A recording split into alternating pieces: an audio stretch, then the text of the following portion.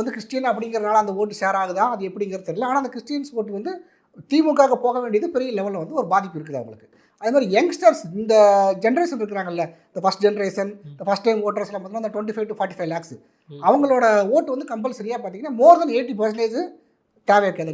அதாவது நமக்கு பிடிக்குதோ பிடிக்கலையோ, நமக்கு அந்த கட்சி பிடிக்குதோ பிடிக்கலையாங்கிற ரெண்டாவது நம்ம கட்சி சார்ந்திருக்கிறமா இல்லை. ஆனால் ரியாலிட்டிங்கிறது அதுதான். நான் கண்ணால் பார்த்தது தான் சொல்கிறேன். அத்தனை பசங்க பார்த்தீங்கன்னா 25 வயசுக்குலாம் யாருமே கிடையாது. நம்ம ஊரில் இப்படி ஒரு தேவைக்காக ஒருத்தங்க இருக்கிறாங்களா?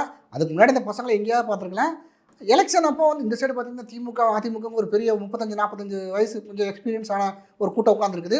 இந்த சைடு ஒரு 20-25 வயசு தான் இருக்கும். பெரிய எக்ஸ்பீரியன்ஸ்லாம் ஒன்றுமே கிடையாது. ஆனால் கீழே வரைக்கும் வந்துட்டாங்க. நான் கூட வந்து சிட்டிஸில் மட்டும்தான் இருப்பாங்க நம்ம ஒரு எண்ணம் இருந்தது.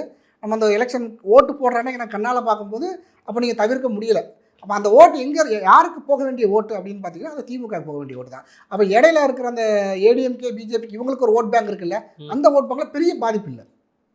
ஸோ நீங்கள் எப்படியுமே மைனாரிட்டியோட ஓட்டு என்றைக்குமே பார்த்தீங்கன்னா வந்து எய்தர் அது வந்து முழுக்க மோஸ்ட்லி 80-90% யாரும் திமுகவுக்கு தான் போகும்.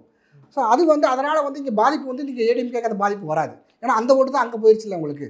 இது வந்து இதுதான் என்னோட அது மட்டும் தான் கணிப்பேன். ஏன்னா விடுதலை சிறுத்தைகள் கட்சியில இருந்து பயங்கரமா அடி வாங்குன்னு சொல்றாங்க. அது தாவேக்காக போயிருக்குன்னு சொல்றாங்க.